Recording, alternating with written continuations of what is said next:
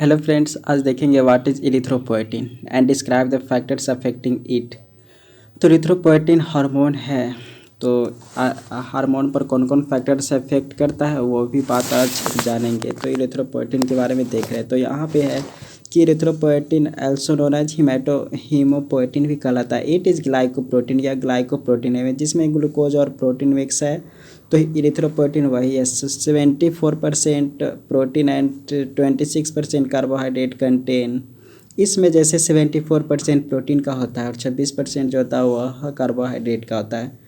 Contain 165 amino acids. Molecular weight इसका करीब होता है 46,000। हाफ लाइफ इसका 5 आवर्स होता है इरिथ्रोपोएटिन का, 5 घंटा तक ये इरिथ्रोपोएटिन जो ग्लाइको है वो होता है प्रेजेंट अच्छे से। उसके बाद सोर्स एंड मेटाबॉलिज्म की बात करते हैं।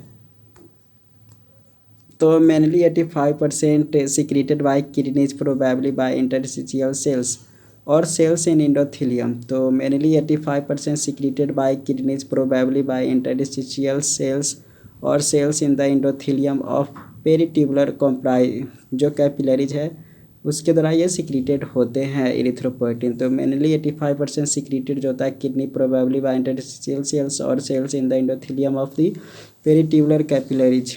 अब 15% जो सिक्रीट होता है इरिथ्रोपोएटिन तो extra renal source like liver, parenchymal cells and cells of the tissue, macrophage system and hypoxic stimulates has too much greater than a normal person to trigger extrarenal erythropoietin production।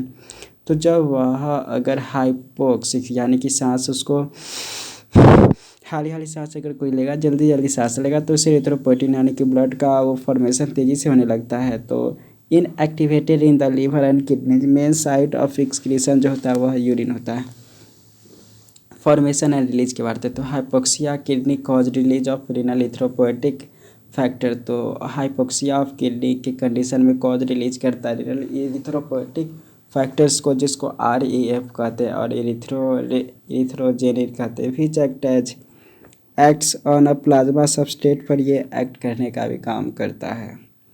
इरिथ्रोपोएटिनोजेन and alpha globulin to form erythropoietin ये बना लेता है। Hypoxia also increase this specific globulin. तो यहाँ पे है कि hypoxia also increase this specific globulin formation from the liver.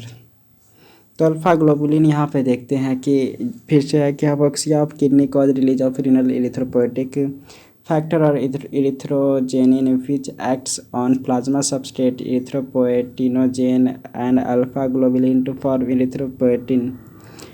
Hypoxia also increase this specific globulin formation from the liver से ये करता है। तो समरी कैसे किया हुआ है? सबसे पहले किडनी और लीवर जब हाइपोक्सिया कंडीशन होता है तो किडनी होता हुआ रीनल इरिथ्रोपोएटिक फैक्टर रिलीज करता है और इरिथ्रोपोएटिनोजेन सिक्रीट करता है लीवर जो कि अल्फा ग्लोबुलिन होता है।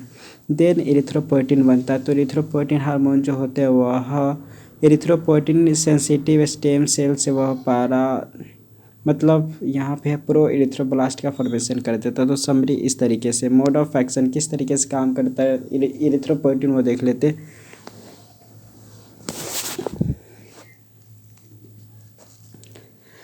Cause early differentiation of erythropoietin sensitive stem cells in the bone marrow. तो यहाँ पे कि कॉज द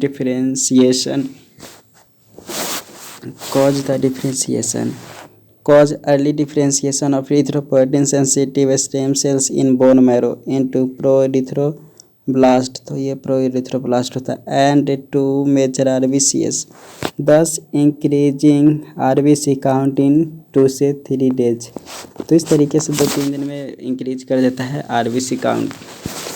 देन उसके बाद है increase release reticulocyte from the bone marrow से ये भी बढ़ जाता है। Increase reticulocyte from the bone marrow increase synthesis of RNA, DNA, globin and ferritin which increase haem synthesis को इंक्रीज करता है। Thus increasing haemoglobin synthesis mainly already existed normoblast में एग्जिस्ट करता है। फैक्टर अफेक्टिंग कौन कौन करता है? तो सबसे पहले hypoxia due to haemorrhage condition then उसके बाद देख लेते हैं कि हाई एल्टीट्यूड से यानी कि secondary to alkalosis then cardio respiratory disturbance से भी वे हो सकता है। फिर मिथेनोग्लोबुलिन एक्सेस दूसरा इफेक्ट करता है वैसोकॉन्स्ट्रिक्टर एजेंट्स यानी कि कैटेकोलेमाइन ड्यू टू रीनल हाइपोक्सिया वैस, तो ये इस कारण से भी वैसोकॉन्स्ट्रिक्टर एजेंट से भी catecholamine due to renal hypoxia. उसके बाद है कि न्यूक्लियोटाइड्स एग्जाम्पल न्यूक्लियोटाइड्स, तो न्यूक्लियोटाइड में है कि nucleotides example micro CMP NAD and NADP production of RBC है, तो डिस्ट्रक्शन कॉल्ड हीमोलाइजेट्स, तो production of RBC destruction called haemolysates. Hormones हो गया thyroxine TSH ACTH GH LH FSH prolactin androgen ETC, ये सब को प्रोड्यूस करता। अदर हो गया कोबाल्ट साल्ट। अब डिग्री की बात करते हैं तो एस्ट्रोजन हो गया, oestrogen decrease hepatic synthesis of globulin. उसके बाद है depress the erythropoietic response to hypoxia, तो डिप्रेस करता है erythropoietic response to hypoxia. This is why in females RBC count is less as compared, तो ये लेस है, तो यहाँ पे कि this is why in females RBC count is less as compared to male से कंपेयर करते तो ये लो होता है। फिर क्रोनिक रीनल डिजीज में भी एरिथ्रोपोएटिन इफेक्ट होगा, प्रोटीन डिफिशियंसी में भी वो एरिथ्रोपोएटिन हार्मोन। फिर लीवर ऑफ सिरोसिस, फिर उसके बाद है क्रोनिक इन्फ्लामेटरी डिजीज में भी इस तरीके की प्रॉब्लम आ सकता है। ऐसे पढ़ने के लिए सब्सक्राइब करें। Thank you so much for watching.